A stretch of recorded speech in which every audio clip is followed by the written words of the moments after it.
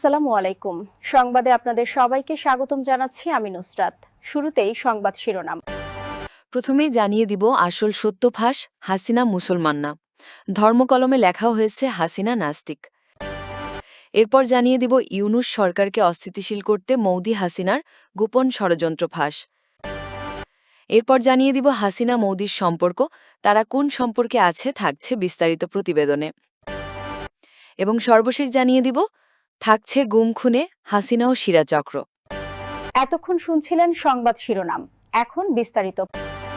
অপরাধীদের যাবতীয় অপরাধের তথ্য সংরক্ষণের জন্য ২০১৫ সালে criminal data management system CDMS চালু করে বাংলাদেশ পুলিশ। এটিকে PBS conviction and PBS record বা পূর্ববর্তী দণ্ড রেকর্ড সময়ের পরিসংখ্যান পিসিপিআর নামেও অভিহিত করেন অনেকে। পিসিপিআর রেকর্ডেও আওয়ামী লীগ সরকারের সাবেক প্রধানমন্ত্রী শেখ হাসিনার নামে থাকা ধর্মকলমে লেখা হয়েছে নাস্তিক। যদিও তার মেয়ে সায়মা ওয়াজেদ পুতুলের নামে ধর্মকলমে লেখা হয়েছে ইসলাম, আর শেখ হাসিনার ছেলে সজীব ওয়াজেদের নামে ধর্মকলম রাখাই হয়নি। ২৯শে জানুয়ারি দেশে প্রথম সারির একটি গণমাধ্যমের প্রতিবেদনে উঠে আসে এই তথ্য। গণমাধ্যমটির ডিজিটাল এবং অনলাইন দুই বিভাগেই শেখ হাসিনার ধর্ম বিষয়ক এই সংবাদ উপস্থাপন করা হয়। পিসিপিআর রেকর্ড বলছে, শেখ হাসিনার নামেই ব্যক্তির নাম ও কলমে লেখা হয়েছে শেখ হাসিনা, সভাপতি বাংলাদেশ আওয়ামী লীগ, পিতার নাম মৃত শেখ মুজিবুর রহমান, বৈবাহিক অবস্থা বিবাহিত, লিঙ্গ লেখা হয়েছে মহিলা, ধর্মের কলমে লেখা হয়েছে নাস্তিক। ব্যক্তির থিম কলমে বলা হয়েছে হত্যাকারী, শেখ হাসিনার বয়স লেখা হয়েছে ৭৬ বছর, সিডিএমএসেও তার একটি ছবি যুক্ত হয়েছে। পুলিশ কর্মকর্তারা জানান, ফৌজদারি মামলা সংক্রান্ত তথ্য ব্যবস্থাপনায় পুলিশের কেন্দ্রীয় সফটওয়্যার বা সিডিএমএস অপরাধীর সব তথ্য সংরক্ষিত থাকে। এটি খুবই গুরুত্বপূর্ণ। ১ লক্ষ জীবনের বিনিময়ে অর্জিত বাংলাদেশের স্বাধীনতা ও সার্বভৌমিত্ব শুধু নিজের স্বার্থের কারণে ভারতের হাতে তুলে দিয়ে এদেশকে ভারতের কলোনি বানিয়ে রেখে অর্জন করেছেন এই শতাব্দীর ঘসেটি বেগম খেতাব।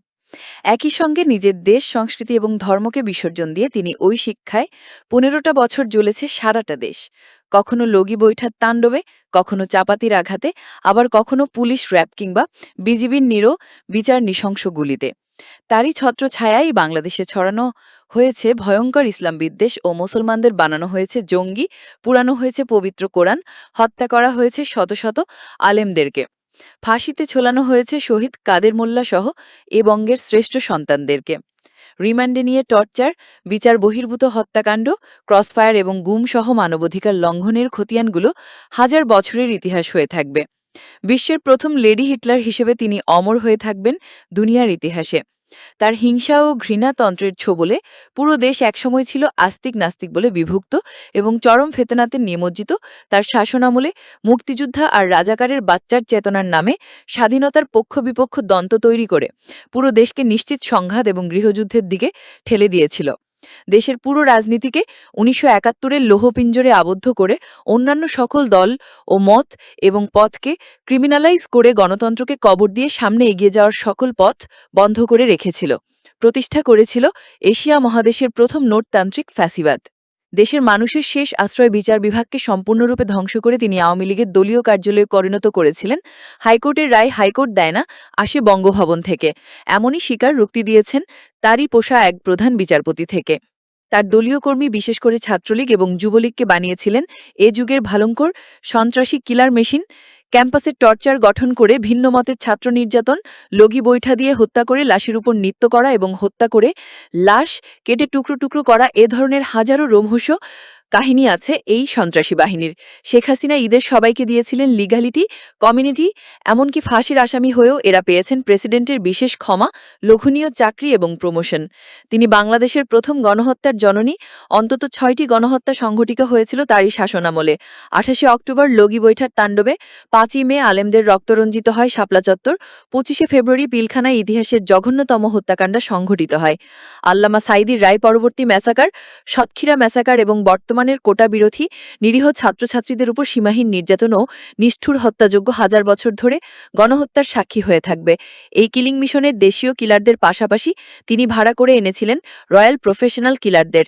একচ্ছত্র ক্ষমতা এবং একদলীয় শাসন কায়েম করতে গিয়ে তিনি প্রায় দেশের প্রতিটা প্রতিষ্ঠান ধ্বংসের দ্বারপ্রান্তে এনেছিলেন। দেশের প্রতিরক্ষা বাহিনীকে ধ্বংস, দুর্বল, বিতর্কিত ও দলীয়করণে তিনি ইতিহাসের কুখ্যাত হয়ে থাকবেন। সংস্কারের নামে শিক্ষা ব্যবস্থার 12টা বাজিয়েছিলেন, নির্বাচন কমিশনকে পকেটে ভরেছিলেন, আর জাতীয় সংসদকে বানিয়েছিলেন গানের আসর এবং শেখ পরিবারের তৈলমত্তনের কারখানা।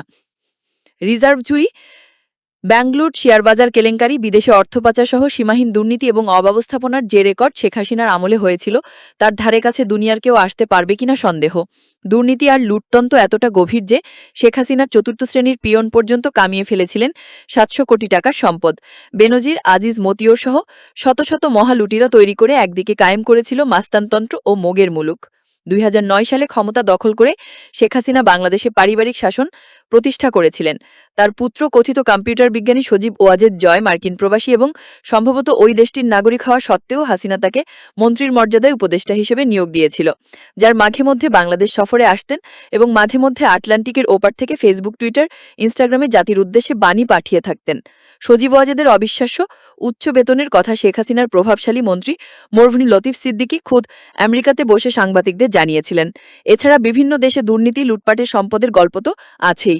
শেখ হাসিনার ছোট বোন শেখ রেহানা কোনো সরকারি পদ ছাড়াই রাষ্ট্র পরিচালনায় প্রচণ্ড প্রভাব বিস্তার করে থাকতেন।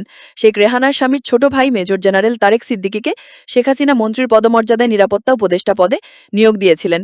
সাবেক প্রধান সেনাপতি জেনারেল আজিজের দেয়া তথ্য অনুযায়ী বাংলাদেশে যাবতীয় গুম, খুন এবং বিচার বহির্ভূত হত্যাকাণ্ডের অন্যতম প্রধান হোতা হলেন এই তারেক সিদ্দিকী।